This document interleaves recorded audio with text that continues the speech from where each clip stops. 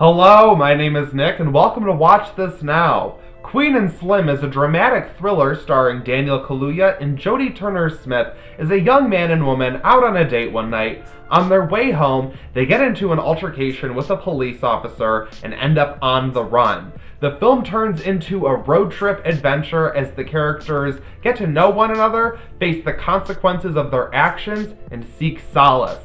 It is some powerful shit! Now, the idea of a black Bonnie and Clyde might be enough to get your butt in the seat, but the real draw here is the talent behind the camera. The film was written by Lena Waithe and directed by Melina Matsoukas, a feature film debut for the both of them. Even though they're talented and experienced in their own crafts, Waithe is an Emmy-winning writer for Master of None, which if you have not seen Master of None, oh my god, the Thanksgiving episode that she won the Emmy for is just, in my opinion, one of the single best pieces of television. You have to see it if you have not. And Matsoukas is an experienced director of television and music videos, has a long list of credits, but this is a very bold and stylish transition of film for both of them, and I'm sure they're both going to have long careers, and I hope they collaborate again, because they clearly are a really good match here. Daniel Kaluuya has really proven himself over the last few years what a strong performer he is. I mean, it's really only a matter of time until he's just collecting Oscars left and right. I mean,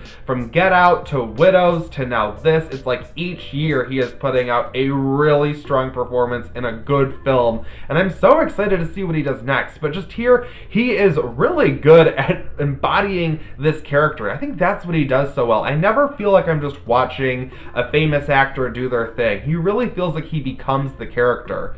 And even though the character he plays here might be a bit of a dumbass, he still does a really good job in making that character endearing to the audience. Jodie Turner-Smith is also making her film debut here, and what a strong start it is. I mean, she is such a natural. I felt like she just existed as this character. In the beginning of the film, I was like, I have no idea what this woman's deal is, who she is, what she's about, but I was so interested in her. And as the film plays out and the layers of her character are peeled back, I feel like we get one of the most interesting portraits of a character in film that I've seen all year. The direction is quite remarkable. The writing calls for a visually impressive talent to take on this material, and Matsoukas injects a sometimes harsh and sometimes vibrant look at what's happening in the film that matches the material just so well. Even when the script falters, the overall tone of the film stays intact, and the emotional beats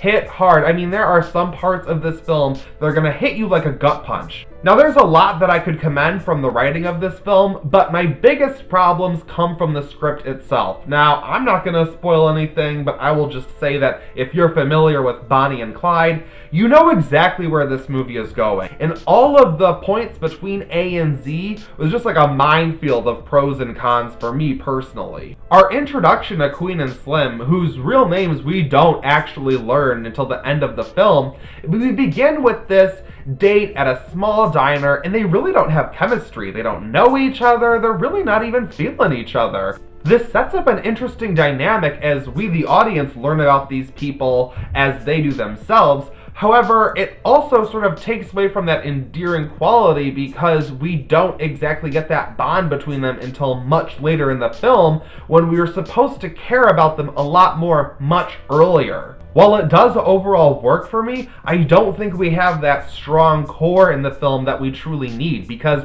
whenever the characters slip up or make a mistake, it becomes really frustrating. Now, characters need conflict in any movie to keep things going, but I'm sorry, when you are on the run from the police and you are trying to make it out of the country, that's a lot of conflict in and of itself.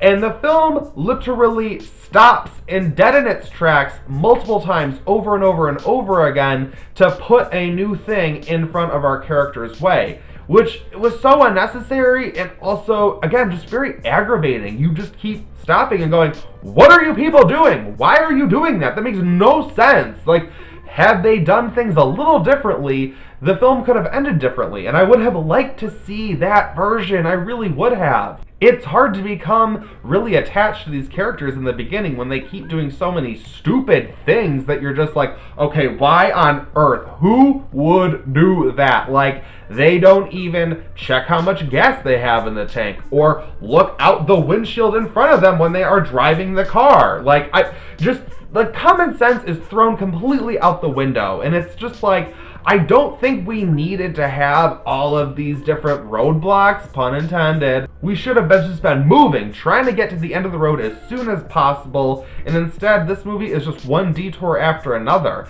And I have to say, even though it works and it doesn't, it's like this movie could have been a lot shorter. You know what I mean? Like, I have no problem with a long movie. It's like 2 hours and 10 minutes or so, and we do need that time to get to where we get with these characters, but I also think you could have done it in a much easy, simpler, and shorter way. This film also has a bit of a problem with its message, and I think only because it wasn't explored enough. I would have liked to have taken more time with this bit of the film, but I don't want to spoil anything, so I will just say that as our characters move about trying to be on the low from the police and everything, we see the effect that their actions have had on the country as a whole and a lot of people.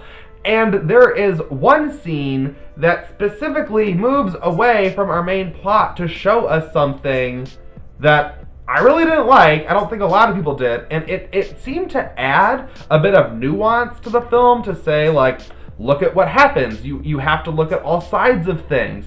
And I could appreciate that. However, at the end, like the very end of the movie, it seems to walk that back or kind of forget about that bit of nuance that I thought was interesting and exploring. And that's unfortunate. Also, the movie ends like 3 fucking times. I'm kind of sick of that in movies in general. Like, this movie ends on a pretty strong note, and then it ends 2 more times. And it's just like, okay, wait, we were done. You're now kind of taking away from the experience for me. But I do have to go back to the writing, because even though I have so many problems with so many small parts of this film, there are also small parts that I think are just plain beautiful. Like, there's some material that just covers characters feeling lost in the world, and it feels so universal. The way that Queen and Slim get to know each other, and as the film goes on, when we learn more about them, I just felt like these were really interesting characters that we don't see in general. We don't see this kind of exploration, and I have to say, I think Waithe's writing was so strong in those moments. I wish we could have just like stripped away all the bullshit and done a lot more of that. This would have been just a much more satisfying film to me. Queen and Slim is both powerful and difficult. As I said, it ends on a strong note, but the difficult thing was I ended up walking to my car and sitting there, and I just wanted to cry.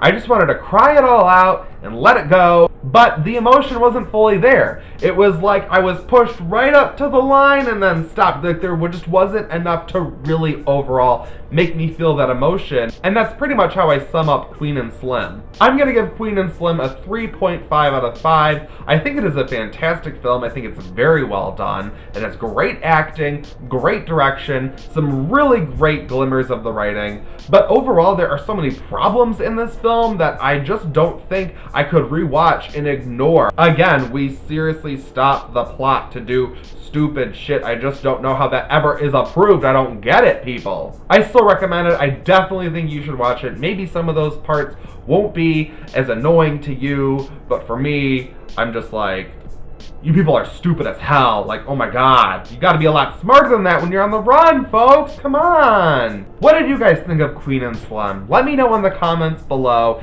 Subscribe to watch this now. Like this video. Even share it if you're willing. But whatever you do, stay tuned to this channel because I've got all kinds of end of the year stuff that you want to see. So I will see you in my next video.